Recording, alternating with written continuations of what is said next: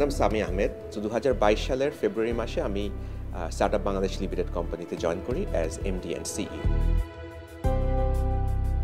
তো আমি জয়েন করার পর এখন পর্যন্ত আমরা টোটাল 35টা ইনভেস্টমেন্ট করেছি 30টা স্টার্টআপে, এবং আমাদের আরও 10 থেকে 12টা স্টার্টআপ আমাদের পাইপলাইনে রয়েছে, যাদেরকে আমরা খুব শীঘ্রই ইনভেস্টমেন্ট করব। তো আমরা এই গত 2.5 বছরে অলমোস্ট 100 কোটি টাকার মতো ইনভেস্ট করেছি লোকাল স্টার্টআপগুলোতে।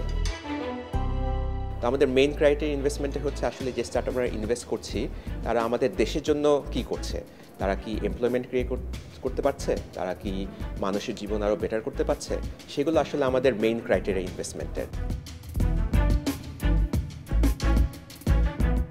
আমি ছোটোবেলা থেকে একজন স্কুলে ছিলাম, তখন আমি স্কাউটিং করতাম। আমি সোসাইটির অনেকগুলো কাজে, অনেক সমাজসেবা আমরা যে বলে থাকি, বিভিন্ন অ্যাক্টিভিটিতে আমি ইনভলভ থাকতাম। সো আমার কলেজ ইউনিভার্সিটি লাইফেও আমাকে এই টাইপের কাজ করতে অনেক ইন্সপায়ার করতো, আমি উৎসাহ পেতাম এইসব কাজ করতে। তো বাংলাদেশে যখন আমি ফেরত আসলাম, আসলে this is one of the reason যে আসলে আমি আসলে সমাজের মধ্যে একটা ইম্প্যাক্ট ক্রিয়েট করতে চেয়েছি। আমি আমার নিজের ছোট একটা ভূমিকা রাখতে চেয়েছি, যার মাধ্যমে আসলে মানুষের জীবন আরও ভালো হতে পারে।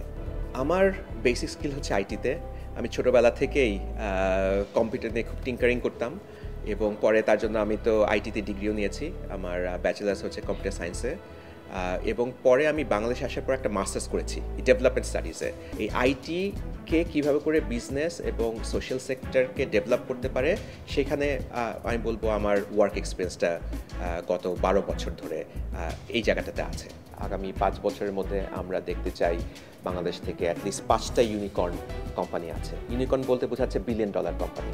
আমরা আসলে আশা করছি এই শার্ক ট্যাঙ্কের মতো প্রোগ্রামে আমরা আসছি আসলে সেই নেক্সট আইডিয়াগুলোকে খোঁজার জন্য, এবং সেখান থেকে আমরা ফান্ডিং দিয়ে, পলিসি সাপোর্ট দিয়ে, কোচিং দিয়ে এবং তাদেরকে বিভিন্ন রকমের সাপোর্ট দিয়ে আমরা সেই স্টার্টআপের মাধ্যমে দেশে ক্রিয়েট করবো লক্ষ লক্ষ এমপ্লয়মেন্ট।